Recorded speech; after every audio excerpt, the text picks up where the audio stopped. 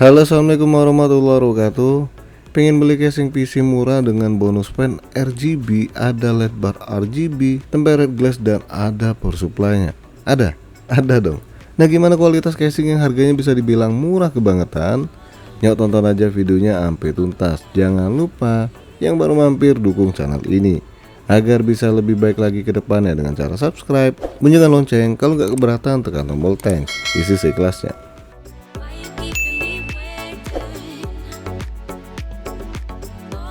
Magic D1 500 plus power supply 500 watt, harga Rp310.000.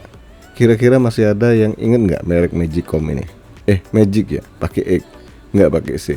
Kalau kalian ngikutin video kemarin udah pasti lihat performa VGA Magic GTS 450 gimana. Dan kali ini kita bahas casing dari Magic.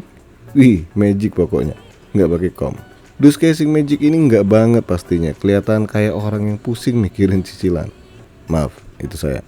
Dusnya lembek dan lecek, ya nampak banget dusnya murahan ya. Dan coba perhatikan aliran udara di casing ini yang dikasih lihat di dus depannya. Ini udara masuk terus muter-muter di dalam casing. Terus Magic tiba-tiba keluar laba-laba ala spider. Ini casing kayaknya paham betul ya, kalau kelamaan nggak dibersihin bakal ada jaring laba-laba di dalam casingnya. Magic pokoknya. Nah, untuk ukuran dari casing ini informasinya ada di samping dus ya. Cuma ukuran doang sih, nggak ada detail lainnya. Oke, kita keluarin aja dulu casingnya, mau lihat tampangnya gimana.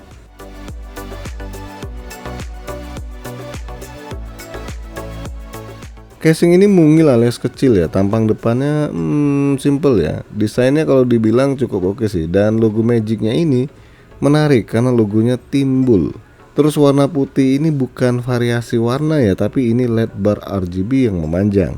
Di bagian ini juga ada tombol power, tombol reset yang fungsinya buat pengaturan LED RGB, 2 USB 2.0, audio, dan ada USB 3.0.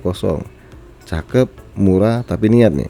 Di bagian samping udah full tempered glass ya, dan pakai 4 baut pengunci. Coba kita buka dulu tempered glassnya. Tapi mesti hati-hati banget ya, karena cuma nempel doang ke casing dan nggak ada penahan. Bener-bener bersiko banget bukanya. Untuk kacanya nggak tipis-tipis banget, lumayan tebal, dan beginilah bagian dalam casing Magic D1500. Kita lihat dulu power supply-nya. Power supply-nya ini tipe kaleng-kaleng sih ya. Kalau nggak percaya coba denger nih. Bunyinya gimana? Leng leng leng leng leng. Dan inget ya, jangan berharap power supply berkualitas yang dipakai di casing Magic ini. Jelas power supply ala kadar yang cuma menang tampang doang nih. Untuk kabel power 24 pin power supply udah diseliping, dan kabelnya nggak terlalu lembek tapi tergolong kecil ukurannya. Untuk kabel yang lain belum diseliping, mana warna-warni lagi. Aduh, di sini ada kabel power 4 pin prosesor, 2 power SATA, dan 2 power molek 4 pin. Udah ini doang nih, nggak ada kabel power 6 pin atau 8 pin VGA. Ya kelas ginian mau ngarep support VGA yang pakai power, ngimpi.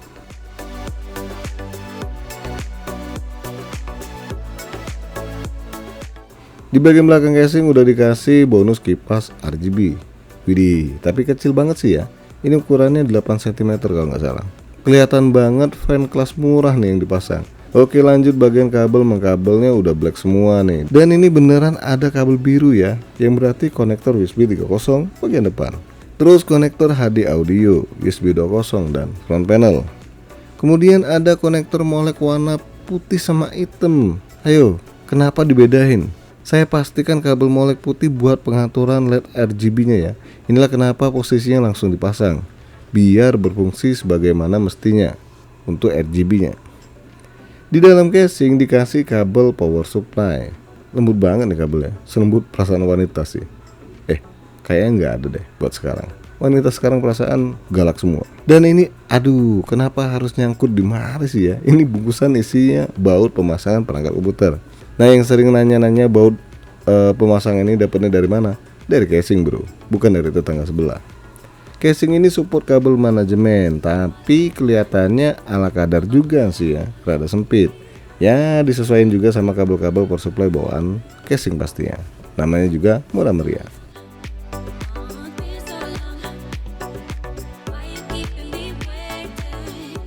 Oke, lanjut di bagian belakang casing ini cuma ada 4 slot ekspansi, yang berarti hanya bisa dipasang motherboard MATX atau mini ITX. Di bagian kabel manajemen, penutupnya itu ada benjolan ya, dan kelihatan ada bagian yang penyok. Ya beginilah namanya juga barang dikirim dari luar, yang packingnya juga kurang safety ya. Kita buka dulu dan lihat susunan kabel manajemennya. Asli nih ya, sempit banget kalau nggak pakai penutup. Ada beberapa lubang buat ngumpetin kabel, ala kadar juga sih, yang penting bisa merapikan kabel di bagian belakang. Ya cuma segini doang nih. Lanjut di bagian bawah casing. Ini kaki casing nggak ada busa atau semacamnya ya. Ya nyeker nih pastinya. Rada riskan ditaruh di tempat yang licin. Terus bagian bolong ini bukan karena digigit tikus ya, tapi tempat buat pemasangan harddisk atau SSD. Dan ini kalau dilihat posisinya, ini bisa dipasang satu harddisk satu SSD. Tapi rada jelimet masang storage model nempel di casing ginian. Saran saya sih mending pakai SSD NVMe buat sementara, dan kedepannya baru deh beli SSD SATA kalau mau di up di casing ini. Kalau harddisk kayaknya sumpek.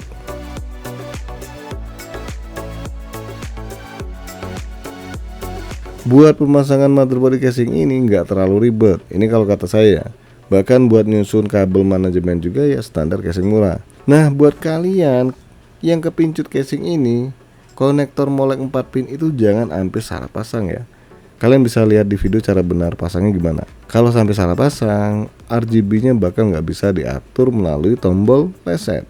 Satu hal yang bikin dongkol di casing ini pas mau buka penutup slot ekspansi, modelnya sih jepitan. Maksudnya kejepit Alah, pokoknya nggak pakai baut ya. Buat bukanya tuh susah pakai banget. Padahal saya udah pakai tenaga dalam nih. Mesti dipletotin biar bisa kebuka. Pletot apa bos? Apa sih ya? Ya lihat aja di video. Dan baru deh bisa kepasang VGA-nya. Dan lagi-lagi casing ini menguji kesabaran saya nih. Pas sudah dibaut VGA-nya, penutupnya nggak bisa dipasang. Ya elah. Bongkar baut lagi nih. Pasang dulu penutupnya dan baru deh penutup slot ekspansi bisa dipasang sekalian membaut atau mengunci VGA dengan baut. Buset, ribet pakai banget buat masang ginian.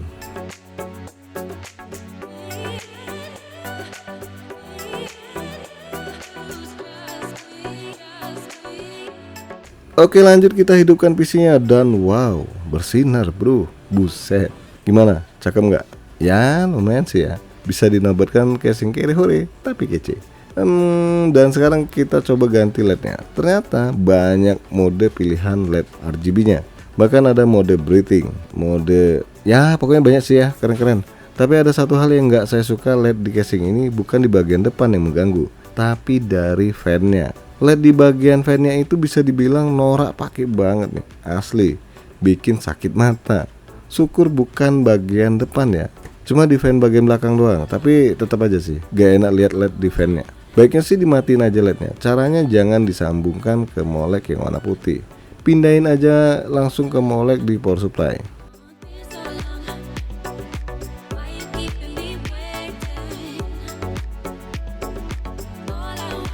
Dan sampai di sini harusnya kalian bisa ngambil kesimpulan sendiri nih. Secara kualitas ya harga segini bisa dibilang ala kadarnya. Dari bahan casing yang tergolong tipis, penutup kaca yang nggak dikasih penahan, terus LED fan-nya yang bisa dibilang norak, dan juga ribetnya buat pemasangan VGA sama kualitas power supply yang ala kadarnya.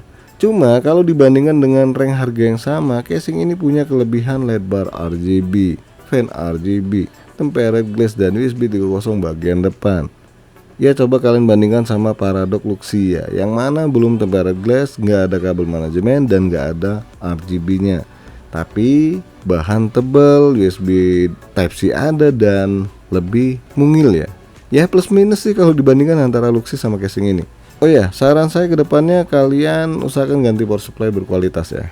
Buat sementara waktu pakai ini dibolehin selama nggak pakai spek yang powernya cukup lumayan. Oke guys, sampai di sini aja dulu bahasan casing kere hore dari Magic. Jangan lupa support terus channel ini dengan cara subscribe, like, dan share. Makasih sudah mampir di MK Channel.